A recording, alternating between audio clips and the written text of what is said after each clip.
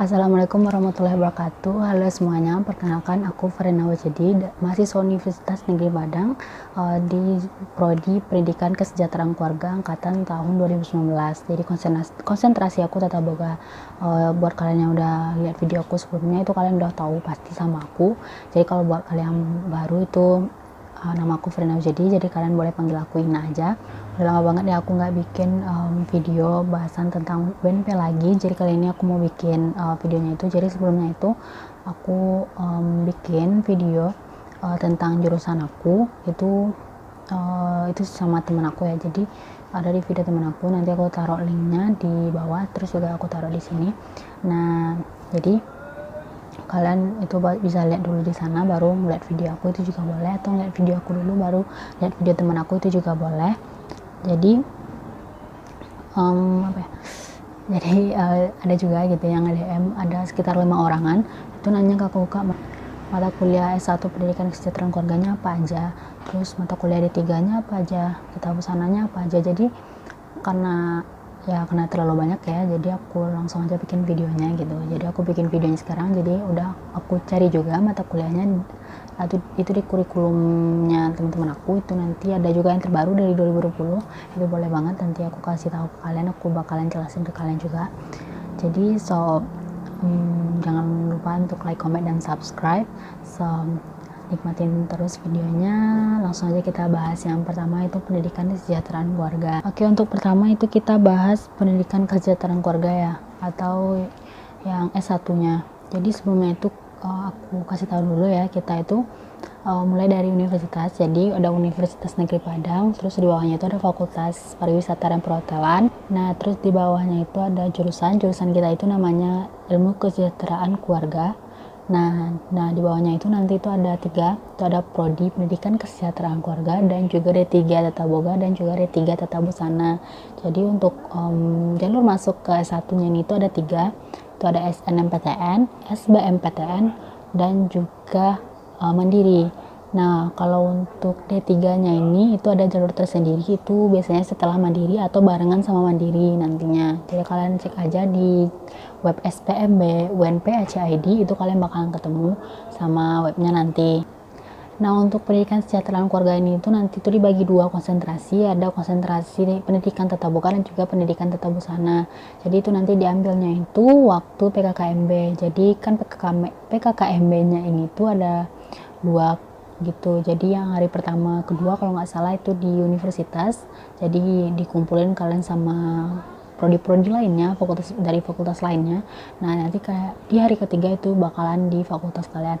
Jadi satu hari itu nanti kalian bakalan ditanya gitu kan, disuruh pilih kalian mau ambil pendidikan tata boga atau pendidikan tata busana, sekalian nanti itu sama baju prakteknya itu diukur. Itu dari aku. Tapi kalau buat 2020 mungkin nanti waktu udah tatap muka bakalan dibikin bajunya. Oke, langsung aja kita ke itu mata kuliahnya apa aja. Jadi di UNP ini tuh ada mata kuliah wajib universitas, pilihan universitas, terus wajib fakultas, pilihan fakultas, dan juga ada pilihan wajib di program studinya. Jadi nanti itu bakalan kalian lihat. Nah kalau untuk S1 itu minimal untuk syarat wisudanya itu 144 SKS, jadi itu udah masuk skripsi dalamnya, jadi udah 144 itu minimal kalian udah bisa wisuda. Maksimalnya itu 160-an kalau nggak salah gitu. Jadi untuk mata kuliahnya kita langsung aja, ini aku udah taruh di sini ya, nanti aku taruh juga di sini kalian bisa lihat. Nah oke. Namanya itu ada pendidikan agama, pendidikan Pancasila, pendidikan kewarganegaraan, bahasa Indonesia, bahasa Inggris, KKN, DDIP atau dasar-dasar ilmu pendidikan, terus psikologi pendidikan, administrasi dan supervisi pendidikan, terus PLI, terus ada juga KWU dan bimbingan konseling. Nah kalian bisa lihat di sini. Terus pilihan universitasnya itu ada budaya alam Minangkabau. Nah, kita langsung aja ke fakultasnya. Itu ada ilmu kesejahteraan keluarga, kepariwisataan, etika profesi dan estetika, strategi pembelajaran, metodologi penelitian, tata tulis karya ilmiah, dan seminar. Itu statistik, media pendidikan, evaluasi pembelajaran, dan juga kurikulum pendidikan, teknologi kejuruan, dan pedagogik kejuruan. Oke, wah banyak ini sebenarnya. Terus program studinya matematika terapan, kimia terapan, bahasa Inggris profesi, PLI. Ini PLI yang dari program studi ya. Jadi kalau buat tata boga itu bakalan ke hotel. Kalau tata busana mungkin itu ke butik. Oke. Jadi itu. Terus juga apa lagi? Kalau PLI ini nanti ini ada nih. Tapi aku kurang tahu juga sih ini di mana nanti. Tapi saya di aja itu PLK keguruan. Nah itu tadi yang mata kuliah wajib universitas, pilihan universitas, wajib fakultas, dan juga wajib program studi ya. Ini yang umumnya. Ini umumnya jadi untuk konsentrasi pendidikan tata boga dan tata busana itu ambil ini. Jadi udah pasti bakal ngambil yang list tadi itu ya. Nah ini udah mulai dipecah nih. Jadi kalau kalian nanti masuknya itu kalian diambil pendidikan tata boga, itu bakalan terchecklist itu di kurikulumnya. Nah aku mulai aja gitu sama yang pendidikan tata boga dulu ya. Nah ini mata kuliahnya itu udah ada di sini dan aku taruh juga di sini, kalian bisa lihat. Dan nanti kalau bisa nanti aku taruh di bawah linknya, fotonya ini, jadi kalian bisa lihat aja gitu. Ini yang 2019 ya, alias tahun aku. Tahun namanya mungkin mulai berbeda, soalnya tadi aku udah mulai lihat gitu kan, ada KWU ya, kewirausahaan itu di aku tuh namanya kewirausahaan, tapi di tahun 2020 itu BP 2020 itu namanya pengantar kewirausahaan. Jadi di aku namanya kewirausahaan, mungkin namanya aja beda tapi materinya sama kok. Oke, ini yang untuk wajib prodi ya, tapi udah ya prodi dan termasuk ke udah ya wajibnya dan termasuk ke konsentrasinya kita gitu. Jadi ini wajibnya untuk pendidikan tata boga dulu.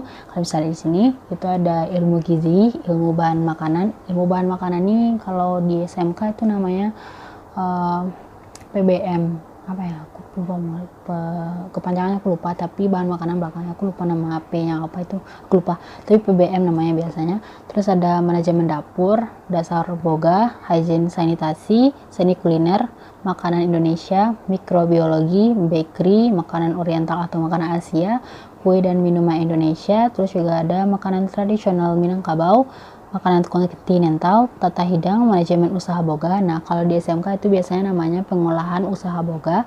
Terus ada food control, pastry, diet terapi, aplikasi komputer, pengawetan makanan, penelitian pangan dan gizi, terus menghias kue, gastronomi. Gastronomi itu sejenis sama fusion gitu. Nah terus ada cipta karya boga, dan yang terakhir itu ada skripsi. Nah ada juga nih mata kuliah pilihan di program studi yang konsentrasinya kita ini. Kalau yang di pendidikan tata boga itu ada pastry dan art, terus ada restoran dan catering. Langsung aja ke program studinya di pendidikan tata busana ya.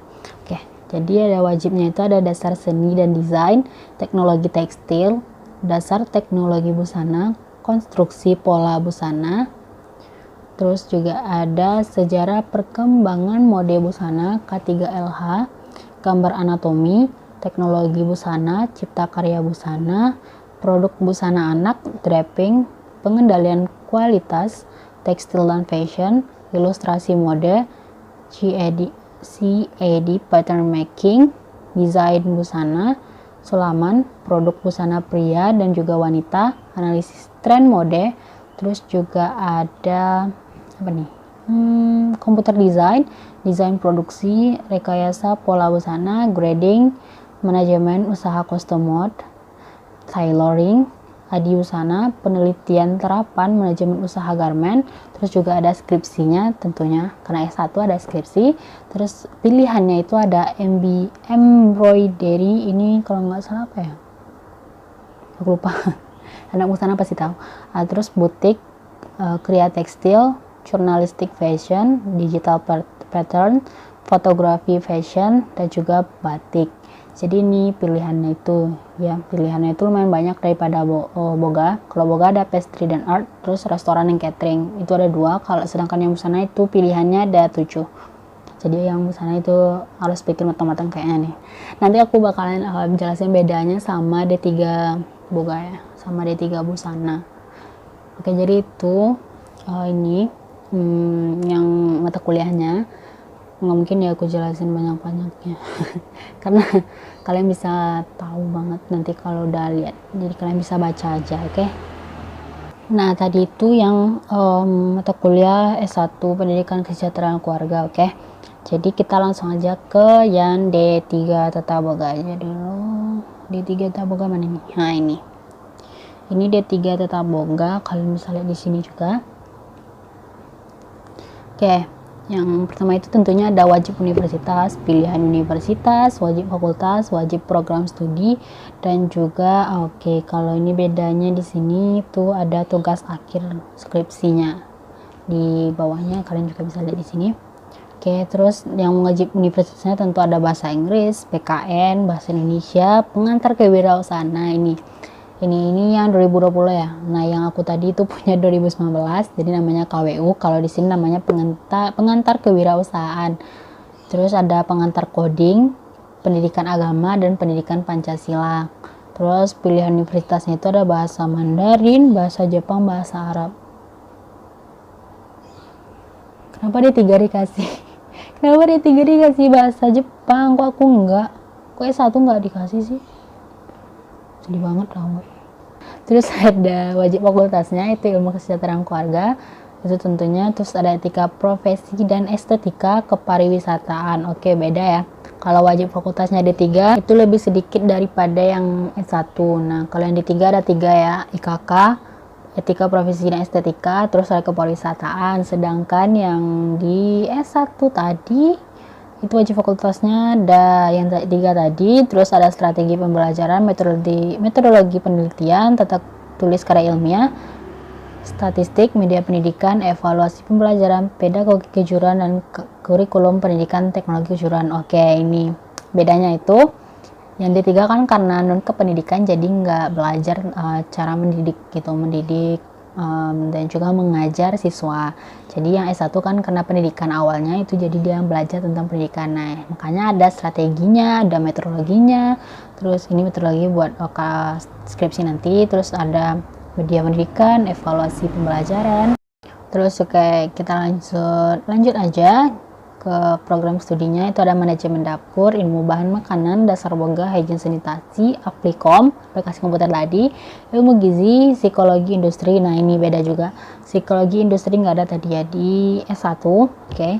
Terus ada makanan Indonesia, seni kuliner, pendidikan konsumen di S1 nggak ada. Bahasa Inggris profesi di S1 ada, food control ada, metode penyuluhan ini di S1 nggak ada. Jadi ada pembedanya tentunya pasti kan. Terus ada makanan oriental, kue dan minuman Indonesia, pengawetan makanan. Oke, tadi ada nggak ya? Bentar aku cek dulu. Pengawetan makanan ya, ada. Pengawetan dan makanan ada. Terus apa lagi nih? Tata hidang ada, pastry, tata tulis karya ilmiah dan seminar. Kalau yang tata tulis karya ilmiah untuk D3 itu masuk ke program studi. Kalau yang S1 itu masuk ke wajib fakultas. Oke. Itu ada manajemen usaha boga, makanan kontinental, menghias kue, diet terapi, cipta karya boga, gastronomi, bakery, dan ini yang pembedanya pastinya kalau S1 itu bikin skripsi, sedangkan yang D3 itu bikin proyek akhir. Terus tentunya ada pengalaman lapangan industri atau PLI. Jadi ya D3 itu hanya PLI aja ke industri, sedangkan yang S1 pendidikan kesejahteraan keluarga itu PLK juga, program pengalaman lapangan keguruan. Jadi itu nanti ada 2. Kalau D3 itu 1 PLI aja gitu. Oke, itu yang D3 tata boga ya. Oke, kita langsung ke tata busana aja. Kita main cepat aja. Ada wajib universitasnya tentunya pastinya. Atau ada bahasa Inggris, pendidikan agama, pendidikan Pancasila, pendidikan kewarganegaraan, bahasa Indonesia, dan kewirausahaan. Oh, ini yang 2019. Oh ya, ini punya temanku yang dari 2019 D3 tata busana. Terus wajib fakultasnya Gak ada bahasa Jepang. Gak ada, kirain ada.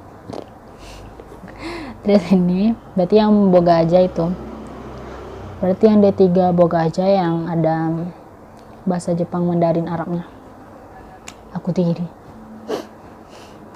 Jadi untuk wajib fakultas D3 Tata Busana itu ada 3 profesi di estetika, tentunya ilmu kesejahteraan keluarga, psikologi industri, kepariwisataan yang tetap tulis karya ilmiah.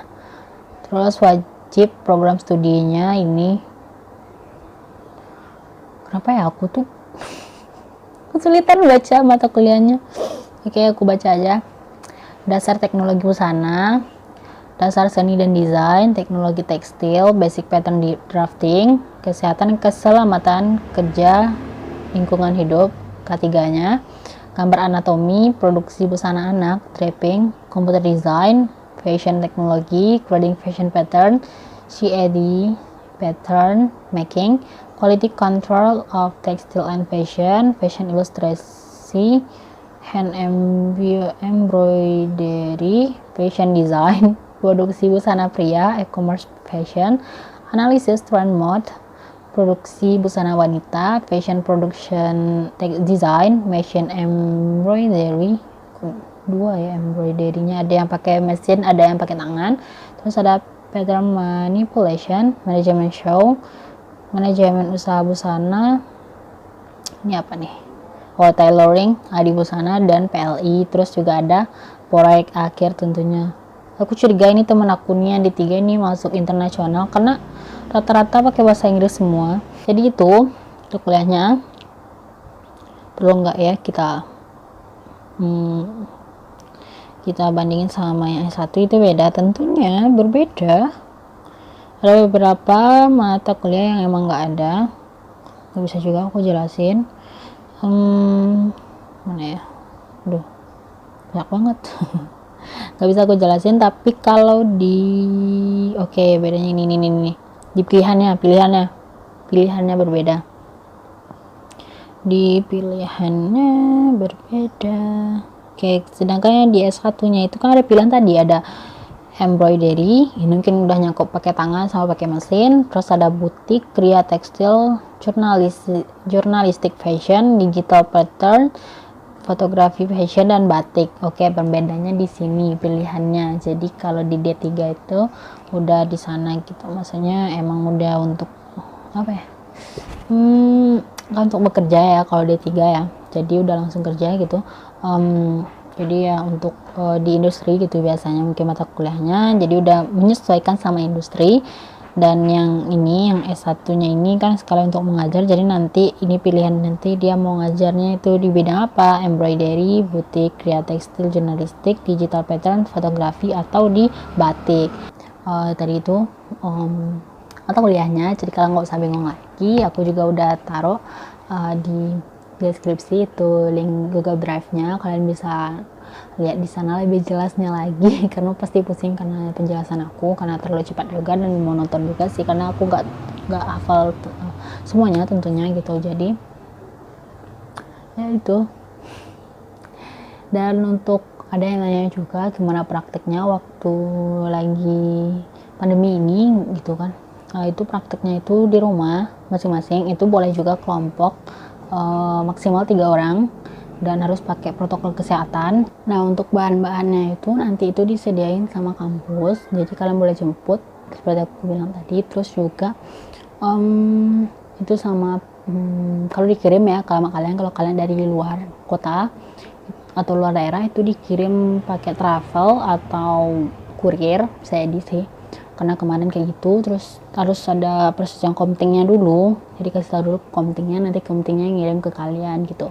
Dan prakteknya itu berupa video, nanti bikin perencanaan sama laporan juga. Itu kalau kalian mau minta materinya ke aku itu boleh banget, banyak juga yang aku share materinya, jadi kalian boleh banget ambil di aku tuh, boleh banget. Cuman beberapa ada, beberapa juga nggak ada. Dan karena videonya udah panjang banget ya, Oke, karena videonya udah panjang banget dan kalian bisa cek nanti di deskripsi, itu aku tutup dulu. So thanks for watching, don't forget for like, comment, and subscribe. Mau apapun kalian tanyain, kalian boleh tanya di bawah, dan nanti aku insya Allah bakalan nge-share itu nilai UTBK yang tahun kemarin, tahun 2020. Nanti kalau aku share ke kalian, mungkin nggak lengkap semuanya, ibaratnya nggak aja ini random wawancara gitu ya, jadi aku dapatnya berapa, jangan dikit-dikit gitu ya. Jadi bisa kalian jadiin bayangan juga buat masuk ke UNP, walaupun nggak ada mata kuliah, walaupun nggak ada prodi kalian yang kalian pilih, nanti aku sebutin. Jadi kalian nggak usah sedih gitu. Jadi kalian jadiin aja itu bayangannya sedikit-sedikit gitu kan. Jadi oke, karena udah selesai. So thanks for watching again. Don't forget like, comment, and subscribe. So thanks for watching. Assalamualaikum warahmatullahi wabarakatuh. See you next time, see you next video.